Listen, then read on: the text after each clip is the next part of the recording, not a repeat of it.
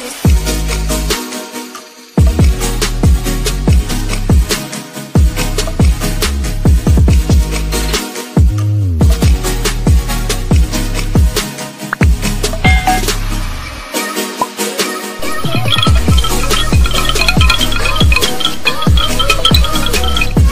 selamat datang di channel aku, Ajeng Septin. Nah, pada kesempatan kali ini, aku mau sharing tentang doa-doa untuk menghadapi ujian atau seleksi.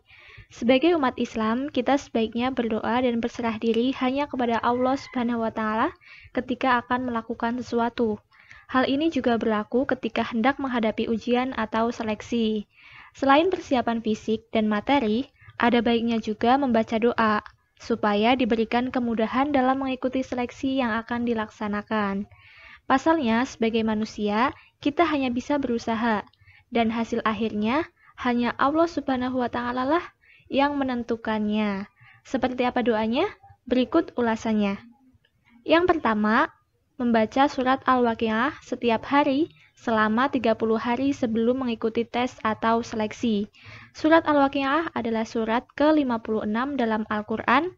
Surat ini terdiri atas 96 ayat dan termasuk golongan surat Makkiyah. Salah satu keutamaan surat Al-Waqiah yang kita ketahui dari hadis yang diriwayatkan Abdullah bin Mas'ud dan penjelasannya para ulama, mufassirin, membaca surat Al-Waqiah tiap malam insya Allah dijauhkan dari kemiskinan. Atas izin Allah juga, manfaat surat Al-Waqiah ini akan dikabulkannya seluruh hajat yang berhubungan dengan rezeki. Nah, semoga dengan membaca doa kepada Allah Subhanahu wa Ta'ala, salah satunya dengan membaca surat Al-Waqiah ini, hajat kita dilancarkan dan juga bisa mendapat rezeki yang diinginkan, yaitu lolos tes seleksi. Yang kedua yaitu membaca Al-Fatihah sebanyak 21 kali dan pada ayat kelima dibaca sebanyak 7 kali tanpa nafas. Jadi dulu Pak Kiaiku pernah memberitahu jamaahnya, jika mempunyai hajat maka perbanyaklah doa kepada Allah. Salah satunya dengan membaca surat Al-Fatihah ini, yakni sebanyak 21 kali dan pada ayat kelima dibaca 7 kali tanpa nafas. Gimana? Pasti bisa. Kita coba sama-sama ya. A'udzubillahi minasyaitonirrajim. Bismillahirrahmanirrahim.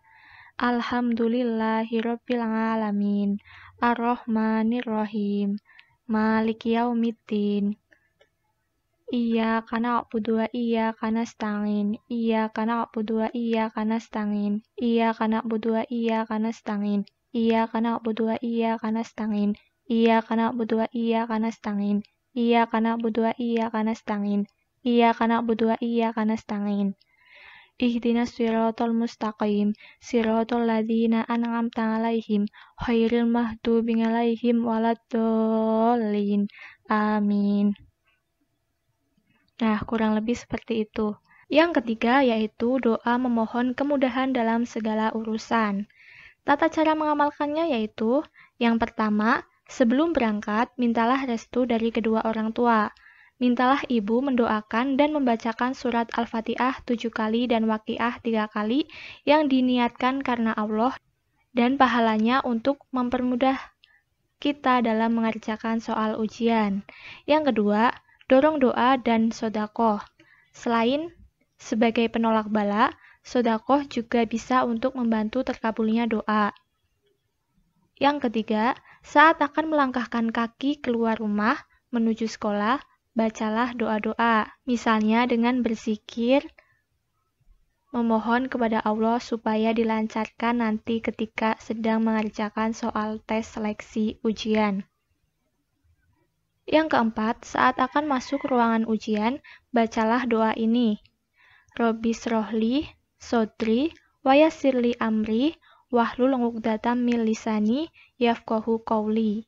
Artinya, ya Tuhanku, lapangkanlah untukku dadaku, dan mudahkanlah untukku urusanku, dan lepaskanlah kekakuan dari lidahku, supaya mereka mengerti perkataanku. Quran Surat Toha, ayat ke-25 sampai 28. Yang kelima, saat akan mengerjakan soal ujian sekolah, ataupun ujian seleksinya, bacalah doa ini, yaitu doa supaya diberi kemudahan dalam mengikuti ujian.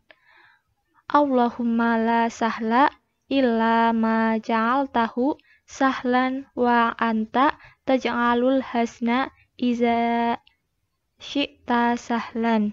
Artinya, ya Allah, tidak ada kemudahan kecuali apa yang Engkau jadikan mudah. Sedang atau susah bisa Engkau jadikan mudah apabila Engkau menghendakinya.